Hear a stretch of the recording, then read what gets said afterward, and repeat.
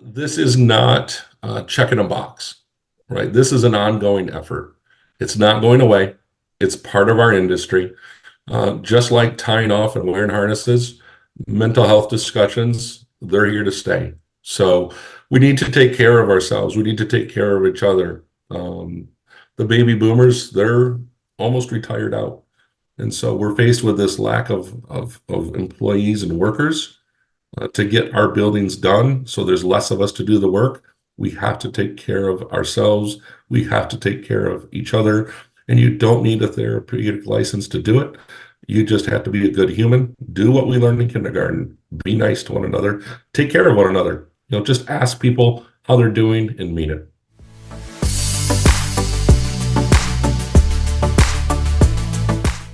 Today, we're joined by Mark Dyke, licensed therapist and owner of Collaborative Counseling Group. Mark is also an associate professor of construction technology management at Ferris State University. Earlier this year, we were honored to have Mark as a guest speaker at our 2024 Leadership Summit. With May being Mental Health Awareness Month, Mark has agreed to answer some of our questions about how we can support ourselves and each other and how we can reduce the stigma surrounding mental health, particularly in the construction industry. So, Mark, ready to dive in? Ready to go. Thanks for having me. I'm looking forward to whatever you've got to throw at me, and hopefully can give you and the team some more information, additional information, or maybe repeat a little of what we talked about back in February with the Leadership Summit. It's great that you guys are paying attention to this, that your team is focused on this. There is a national movement going on right now, particularly this month, as you said, Mental Health Awareness Month, and we had Safety Week last week. I was busy with all kinds of Zoom calls and podcasts and interviews and webinars. So the fact that CA Hull is said, look, we're going to focus on this and take care of our people, that's a big deal. Really appreciate your leadership and your willingness to take care of the people in the work. Yeah, thanks, Mark. We're very happy to have you. So first off, my first question is, what are some signs to look out for if you suspect someone is struggling or going through a tough time? Sure. Signs is a difficult thing because there's no signs necessarily, very obvious ones.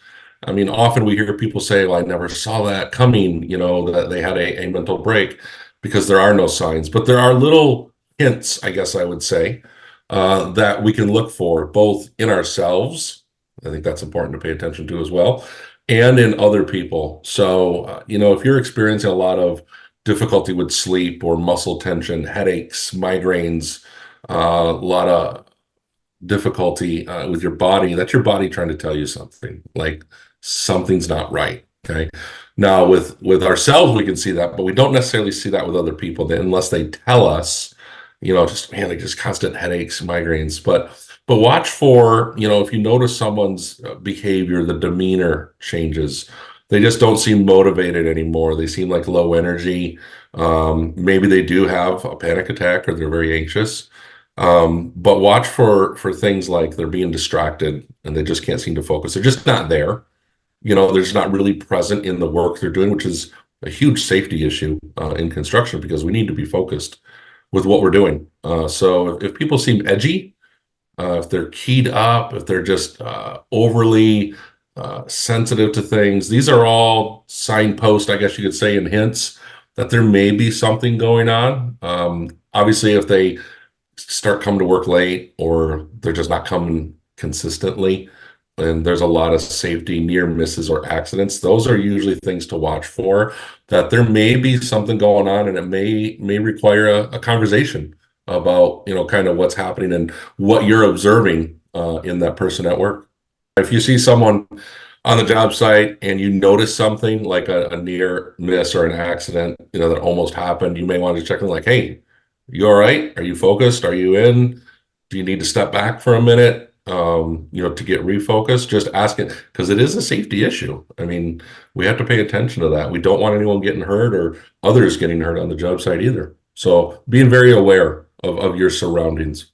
Yeah, definitely. And that speaks volumes for our industry and what we do. If you do suspect somebody may be struggling, or if you're struggling yourself, what should you do? Yeah, two components there, as you had said. If you notice someone struggling and if you are struggling yourself, I'll start with the latter one.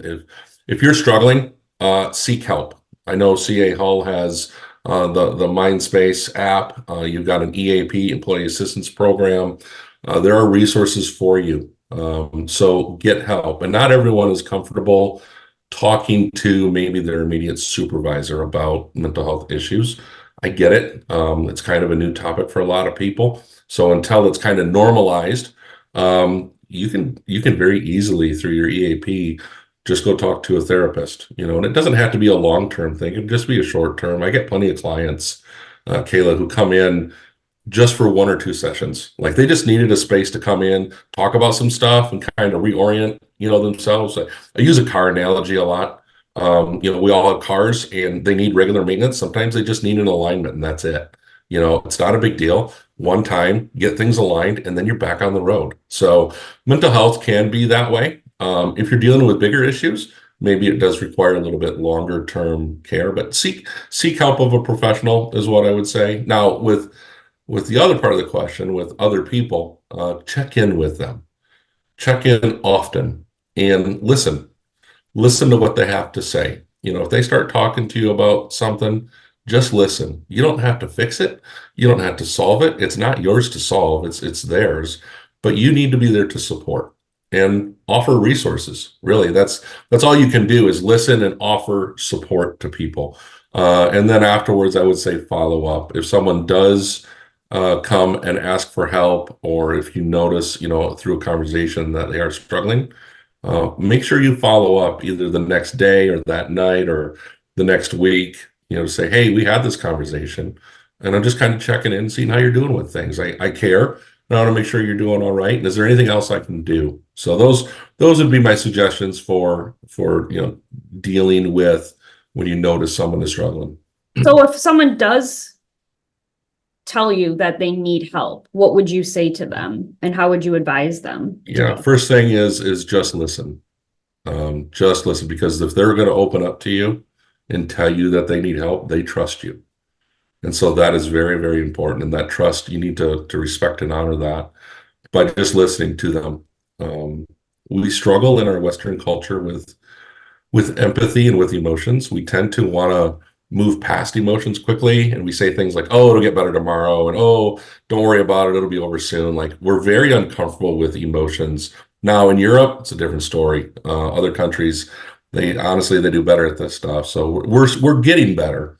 We're starting to recognize the importance of emotions and mental health and starting to deal with that. So just be present with them. Don't try to fix it.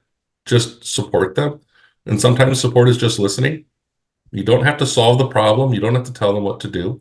Just listen, because sometimes that's what people want. They just want, man, I got this burden and I just want to share it with someone, but I can't share it with my spouse. I can't share it with my kids or this family member or that person. Can't share it with my boss because I don't want them worried about me, right? So if someone does come to you, just listen. And again, as we just mentioned a moment ago, follow up afterwards. If there's concern about long-term mental health issues or maybe even suicide, then you definitely want to offer some resources, whether that be the EAP, and I got a bunch of resources here at the end of our discussion, of things that people can do and use to get the help that they need. Yeah, and I think there's this preconceived notion that, there has to be something major Yeah, going on or a major crisis before right, someone will seek help. But, right. it's important that people know that, like you said, even if they have something going on that is, keeping them from focusing on their work or, going on, that it's okay to bring that up and seek help and just talk to somebody. Yeah, because I mean, when something big happens, and it's a huge mental health behavioral issue, boy, now we're in crisis mode. We want to avoid getting to that, right? We want to hit it earlier on with the little things, because some things are temporary. Maybe for a week or two, we're highly stressed because of the schedule, or something went wrong on the job. I'm from the trades. I started out as a laborer, and then I was a brick tender. That was fun. And then a carpenter. And I get it. Like there is stuff that happens on the job site that is very stressful, but it's temporary sometimes. And sometimes you just need, as you had said, just a little bit of help. during those time periods. It's those are the important ones to address because when we ignore those pile up and then become a big issue, which has the potential to take us out then longer term away from our jobs. What do you do if if somebody tells you that they are suicidal or talks about suicide? Sure.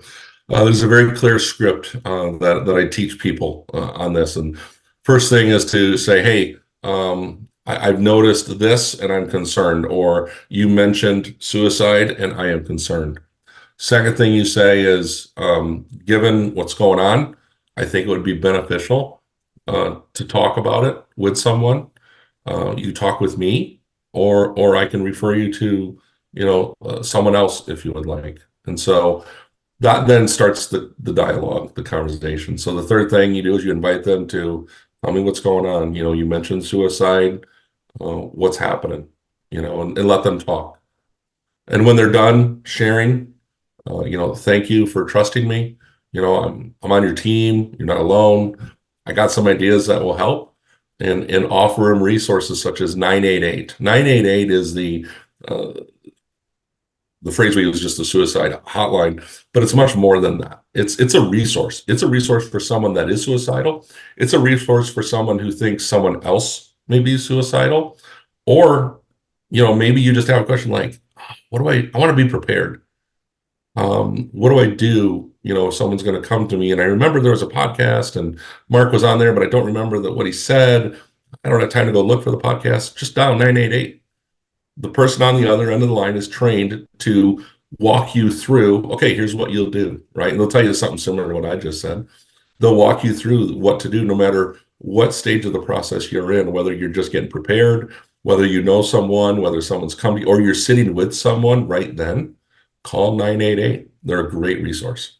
So what sort of role do genetics play in mental health? We talked about, it doesn't always have to be a huge crisis that affects somebody's mental health, but how do genetics play a role? Yeah. Now, research has shown that mental health, behavioral health issues can be passed on from generation to generation. Now, the research shows that, but it's important to recognize this. 2 generations ago didn't have the resources and the training that we do now. So just because someone in your family history was diagnosed with something doesn't mean that you're doomed to repeat and have the same experience. You may or may not have that same thing, but you have much more at your disposal in terms of resources. So I worry about some people use it as an excuse, and we see that. Some people are like, oh, well, my parents had this, my mom had this, my dad had this, and so I'm going to have this. You might not, and that's okay. It doesn't define who you are. And we can overcome a lot of these things because we have the mental health capacity now and training and resources and tools and skills to overcome a lot of that stuff. So I think the real question is not, is something running in my family, but what are the signs that I may be displaying, and how do I get help to address it sooner and more effectively? What would you say to someone who thinks they may need help but doesn't feel comfortable asking? Yeah, that does happen a lot. I had recently someone, I think it was just last week, someone was talking to me about, yeah, I think I need to talk, but I don't want to approach my superintendent on the job. I don't want to go to HR. I encourage you to go to HR. They're great. They'll help you.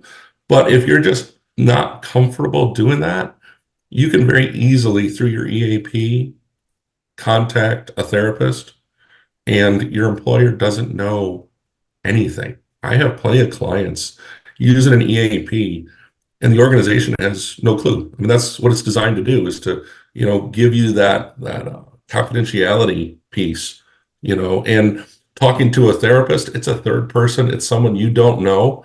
They're not involved in your life, your day-to-day life. They're not involved in your job site.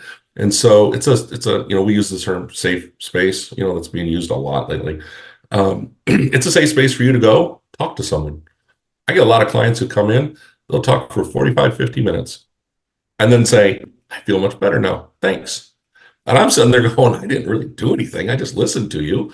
Now as a therapist, I'm watching for, red flags, but um, sometimes people just, like I said earlier, they just got a burden they want to share. So contact a therapist. And I'll add this last bit to the answer. If you go see a therapist and it doesn't work, it's not a fit, you don't like them, find a different therapist.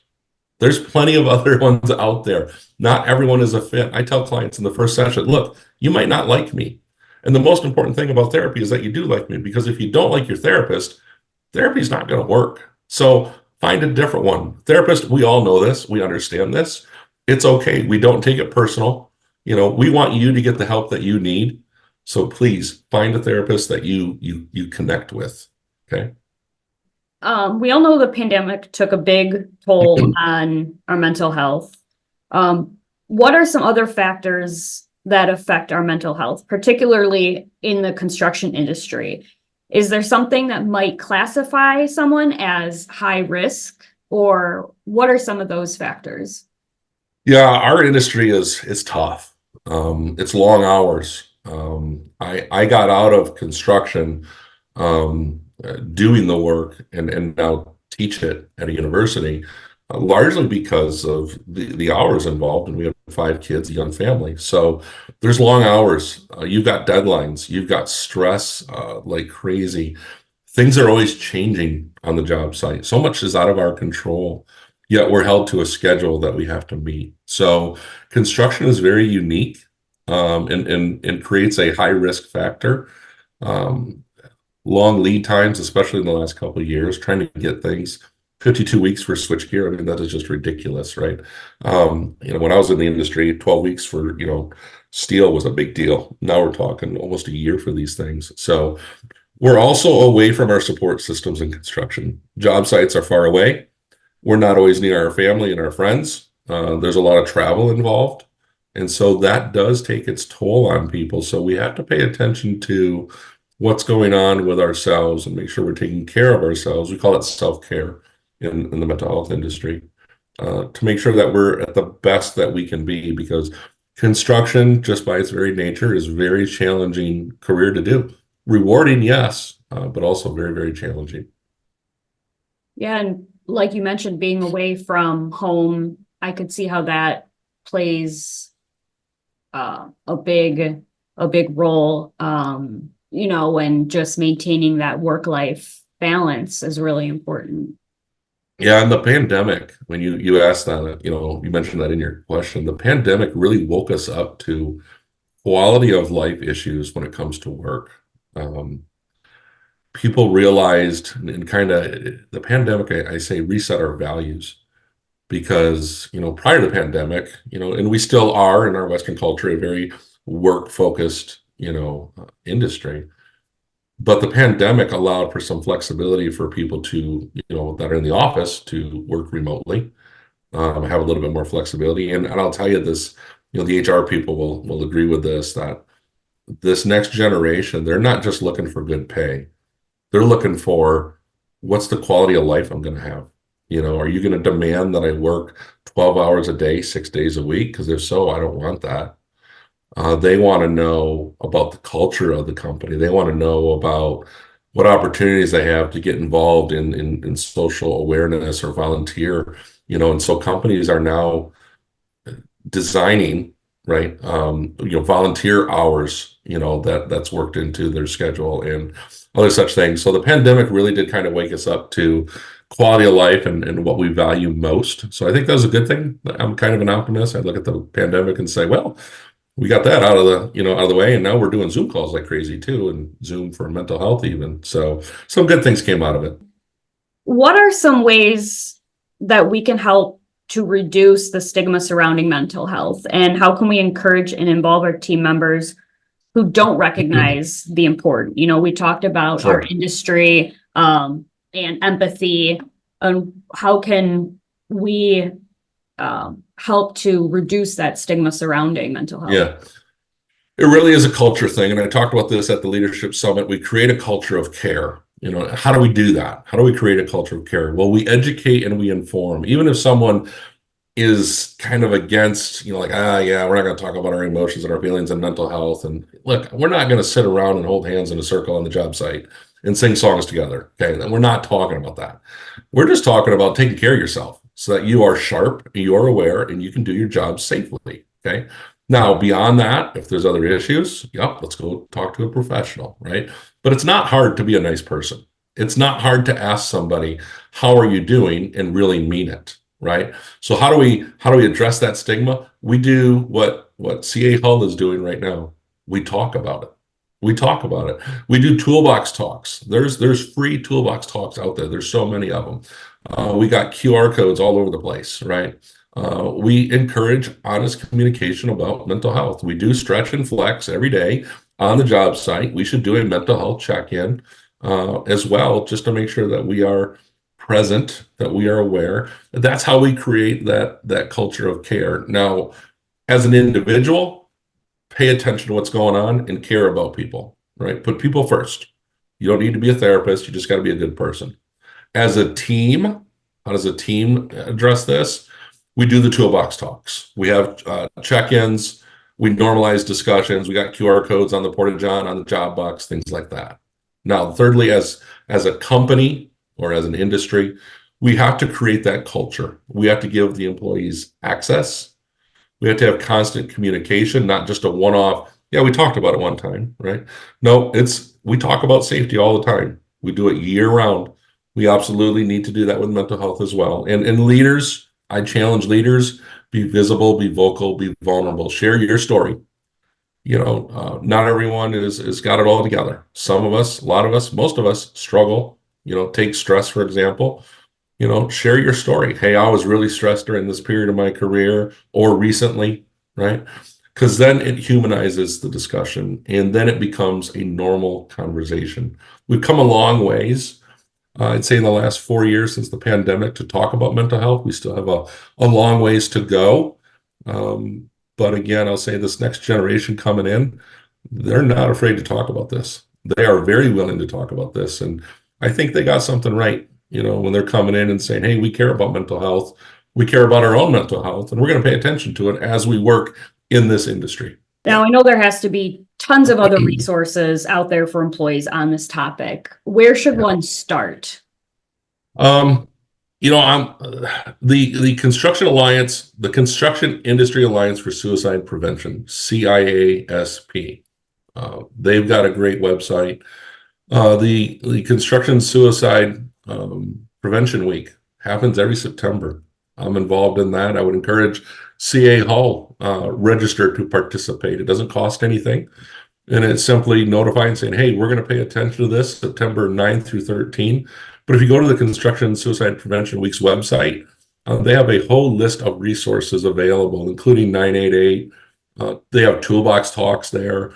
They have all kinds of stuff. If you go to Construction Safety Week, there's another resource there that has all kinds of information available for you that you can download, and it's free.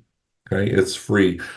You've got not only pamphlets and handouts and QR codes and stickers, and like Suicide Prevention Week that you participate in. You also have speakers, resources such as myself that go to companies and talk, or do Zoom calls and talk. And so there's a small army of us out there trying to make sure that these resources are available to everyone. So go check out some of those sites.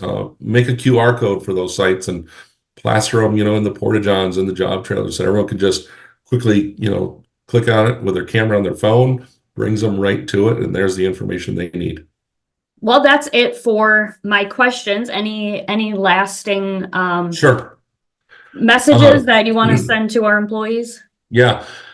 This is not checking a box, right? This is an ongoing effort. It's not going away. It's part of our industry. Just like tying off and wearing harnesses, mental health discussions, they're here to stay. So we need to take care of ourselves. We need to take care of each other. The baby boomers, they're almost retired out. And so we're faced with this lack of employees and workers to get our buildings done. So there's less of us to do the work. We have to take care of ourselves. We have to take care of each other. And you don't need a therapeutic license to do it. You just have to be a good human. Do what we learned in kindergarten. Be nice to one another. Take care of one another. Just ask people how they're doing and mean it. Well, I definitely appreciate you hopping on and answering our questions. Yeah. It's always a pleasure, and your experience and your knowledge is very valuable to us. So Thank you. I appreciate that. And I appreciate City Hall willing to have the discussion, and talk about this stuff and take care of their employees. It's a great industry, and the future is so bright for the things we do. We build cool stuff. I mean, look at what we do, bridges and buildings and roads. And my kids always joke like, okay, Dad, did you work on that too? It's like, yep, I did. And it's nice to know that, you know what, because I'm taking care of myself, I'm going to be around for a long time to be able to say that to my kids, someday my grandkids.